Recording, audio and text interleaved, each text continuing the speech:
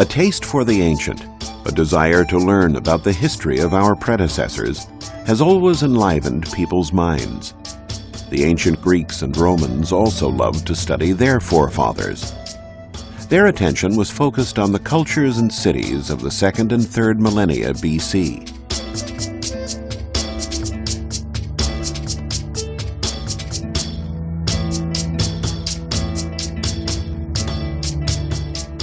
Among the ancient civilizations of interest to Greek and Roman historians were the Egyptians along the Nile, the Assyrians and Babylonians on the Tigris and Euphrates, and the pre-Hellenic societies of Greece, the Minoans on the island of Crete, and the Mycenaeans in the Peloponnesus, who inherited their power. The mystery and allure of Egypt was always a strong attraction. The age of the pharaohs had long faded by the 2nd century BC, but the traces of that glorious past were still to be found everywhere. Inscriptions carved into the columns of temples told of grand deeds.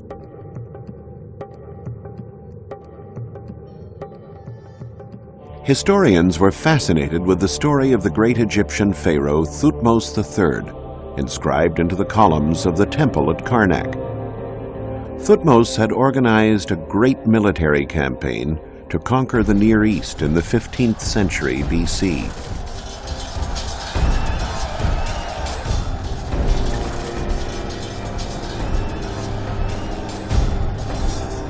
When Thutmose reached those lands, however, he found that many of the very ancient Babylonian cities on the Tigris and the Euphrates had already been reduced to majestic ruins steeped in history. Of those ghost cities, one in particular has had an irresistible allure for historians: Ebla. Ebla was a legendary Assyrian city north of the Euphrates, and the capital of an important ancient kingdom. But the ensuing centuries buried the ruins in sand, erasing all traces of the settlement from human memory.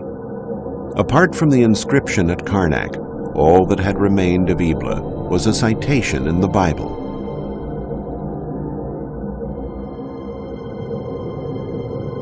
One day, some farmers were out plowing their fields when they came across a magnificent bas-relief.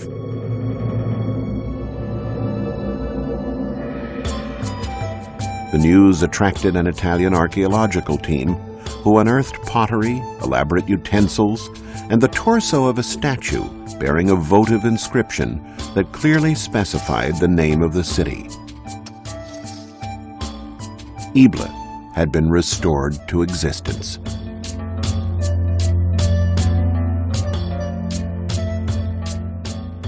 But the most sensational discovery came in 1975, when the Italian team unearthed 17,000 tablets bearing cuneiform text dating back to 2300 BC. Once translated, they were discovered to be commercial treaties and administrative and legal documents. Paradoxically, that immense treasure was preserved through the millennia thanks to a violent act of destruction. Around 2300 BC, the city was attacked and razed to the ground by King Sargon of Akkad.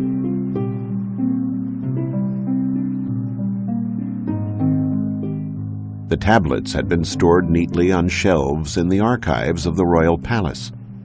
The palace collapsed in such a way that the tablets were left stacked one atop another, a position which favored their preservation and allowed archaeologists to accurately reconstruct their content.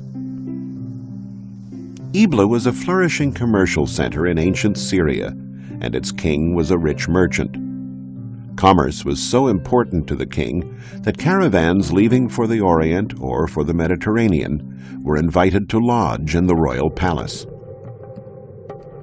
These caravans were the genesis of the city's fortunes and kept its king in power. If they were headed west, the caravans would make their way to the sea. From there, ships would carry cargo to western lands and pick up trade goods for the return journey.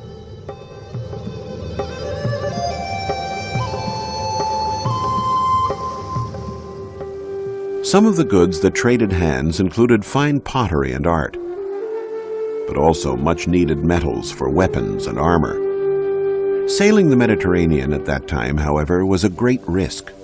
Whoever had the biggest ship controlled the seas. And for a long time, it was a population known for acts of piracy who dominated the Mediterranean, the Mycenaeans.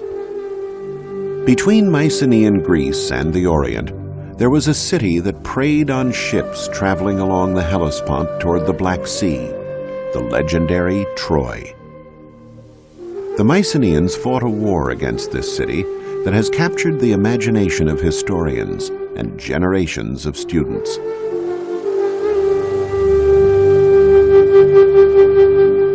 Troy, once known as Ilios or Ilion, was a flourishing Hellenistic city.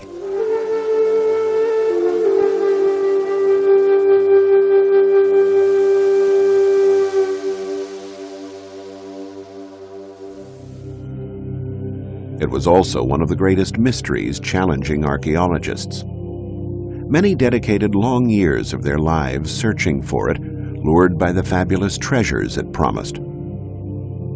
But it was not easy to rouse the beautiful Helen, the brave Hector, or King Priam from their slumber.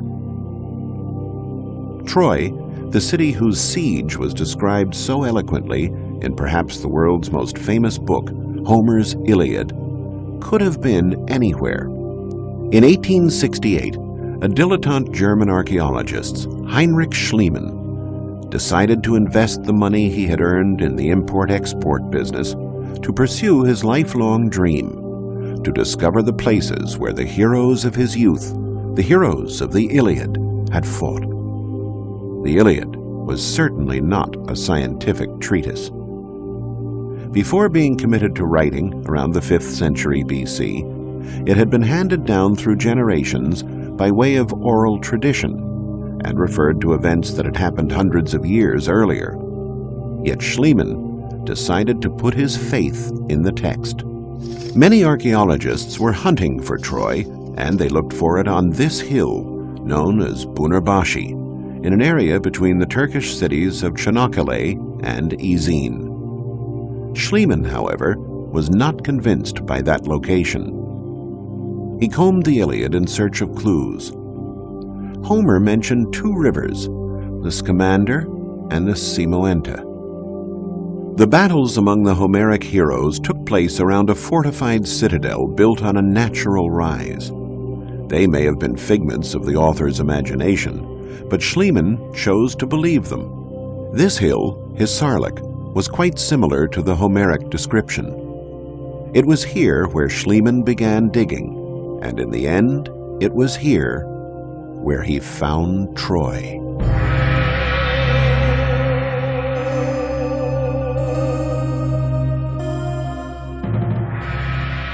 Nine different cities, one built upon the ruins of another, emerged from the excavations. From the second layer, Schliemann discovered amazing treasures, cups and vases, weapons, golden jewelry and buttons. He thought he had found the treasure of Priam. We now know that these jewels did not belong to the Trojan king of the Iliad. Modern archaeology, a science based on rigorous analytical methods far removed from the intuition that guided Schliemann, has dated the objects to several centuries before the Battle of Troy, attributing them to a royal family from the 3rd millennium BC. But for the German archaeologist, the findings were none other than the treasure of Priam. His belief was supported by the evidence of fire in the layer where he found it. And Homer had said that Troy was burned to the ground by the Mycenaeans, who entered the city after a 10-year siege thanks to the stratagem of the Trojan horse, which now stands in replica on the site. Schliemann thought that the Troy attacked by the Mycenaeans was the same fortified city he had excavated, laid out in this plan dating back to the 3rd millennium BC. A city surrounded by walls barely 400 feet in diameter would hardly have stood up to 10 years of siege, nor been able to house Priam's court. According to recent studies by teams at the universities of Tübingen and Cincinnati, in the 2nd millennium BC, the era of the Mycenaeans' conflict, Troy was encircled by these much more extensive defensive walls, and probably grew even more toward the end of the 1st millennium BC. Relying on descriptions in the Iliad, and taking into account recent archaeological discoveries that have uncovered new portions of the ancient city, we can now relive the legendary Mycenaean siege of Homer's Troy.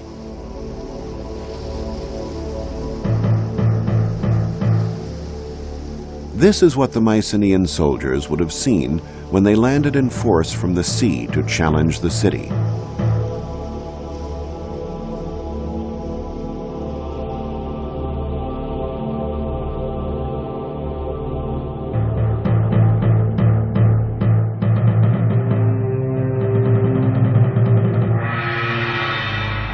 The sight of menacing warships headed for Troy was probably not unusual for King Priam and his people. The 9 layers that were found at this archaeological site correspond to 9 different cities, bearing testimony to the cycles of destruction and rebuilding. We now know that Troy, in addition to being of strategic importance for control of seafaring traffic, was also the foremost producer in its time of finished and semi-finished objects in gold. And so it is no surprise that it attracted the attentions of nearby populations. Conquering Troy meant not only eliminating the taxes it imposed on merchant traffic toward the Black Sea and the Orient, but also the reward of a rich booty. And so it was essentially economic motives that drove the Mycenaeans into Homer's legendary war, while Homer's account of the beautiful Helen and the courage of heroes like Achilles and Hector has richly imbued the event with drama and romanticism. Troy was an extremely wealthy city and appropriately defended, surrounded by massive walls extolled by Homer as being invincible. That's why, after 10 long years of a fruitless siege, the Mycenaeans were forced to come up with the expedient of the wooden horse. Troy was destroyed and rebuilt 9 times, the last time during the Roman epoch. One of the grandest city plans was created by none other than Alexander the Great. The noble deeds of the Trojans against the Mycenaeans were so vivid in the young leader's mind that he made an offering of his armor to the goddess Athena, who was venerated in Troy. In response, the Trojans presented Alexander with armor that they claimed was used during Homer's war. The historians Strabo and Plutarch both reported the anecdote that Alexander the Great always wore that armor into battle, considering it to be a sacred symbol. In the 1800s, it was believed that this fortified city was of medieval origin, so archaeologists never bothered to dig within its walls in search of evidence of ancient civilizations. However, the nature of the location and the massiveness of the walls attracted Schliemann's attention. He had crossed through this area on the Peloponnesus on the search for Troy, and was quite struck by these enormous stacked masses located near modern-day Argos. His mind was flooded with the images of the myths of his childhood and the words of Homer, who made mention of only one Mycenaean city girded by walls, the legendary Tiryns, built by the giant Cyclops. Schliemann, inclined to live out the dreams of his youth and to take seriously the contents of ancient books, refused to accept the idea that that gigantic fortress dated back only to the Middle Ages. Those rocks inspired in him legends and myths hailing from the dawn of time. And there was also the Greek historian Pausanias, who confirmed the Homeric accounts about the existence of Tiryns. Pausanias had even gone so far as to compare the grandeur of the fortifications of Tiryns to the pyramids of Egypt. So somewhere near Argos, there still had to be those Cyclopean walls.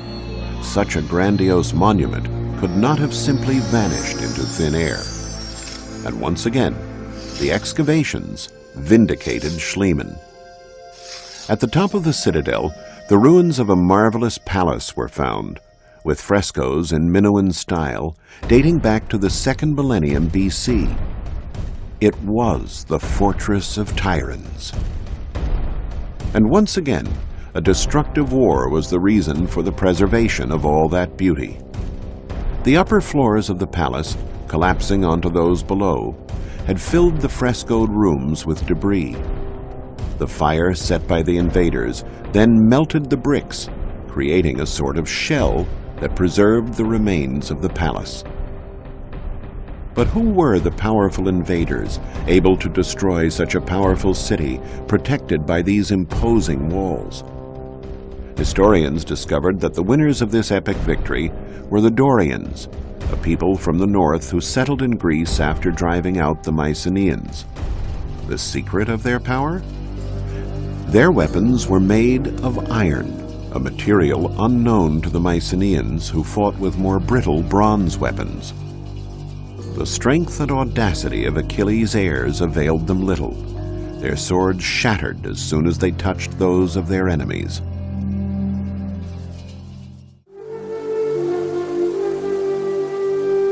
One Mycenaean city stood out above all others, the city that gave its name to the great conquerors of Troy. It was called Mycenae, a city recorded by Homer as having an abundance of gold.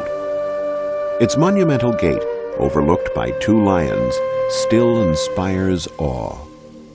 This was the realm of the great king, the leader of the legendary expedition that destroyed Troy, Agamemnon. The intrigue surrounding a legendary locale has always been a strong stimulus to archaeologists. Where was the tomb of Agamemnon? Had he ever really existed? Had Mycenae's golden riches, recorded by Homer, been spared the ravages of time? Pausanias, in his writings, said that Agamemnon's tomb lay within the walls of Mycenae. But the city was surrounded by 2 sets of walls, an external one that protected the dwellings, and an internal one to protect the royal citadel.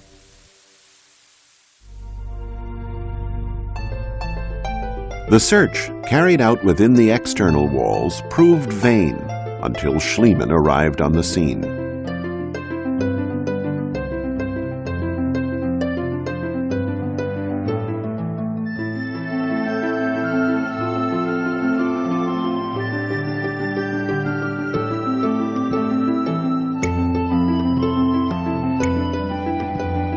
The archaeologist sunk his shovel near the Lion Gate, inside the royal citadel. And he dug until the ground had yielded, from a number of tombs, the glittering metal immortalized by Homer, 33 pounds of gold. Among the treasures was a series of marvelous golden funerary masks. This was a privilege certainly reserved for kings. And in the features of the most beautiful mask of all, Schliemann claimed to recognize Agamemnon, the great king and military leader. Archaeologists have since discovered that those treasures date back to a period prior to Agamemnon. The excitement of that find was so great, however, that no one has since dared to rename this one-of-a-kind piece. The finely chiseled golden mask is still known to all as the Mask of Agamemnon.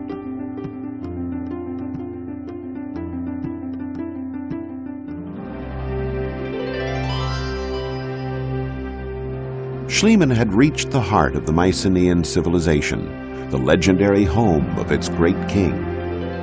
And of course, a great king needs a great palace. Entering these rooms, recreated here according to Homer's description, we can see what a profound influence the Mycenaean culture had on the Greeks. The Mycenaean civilization handed down its own image to posterity, partially through architecture.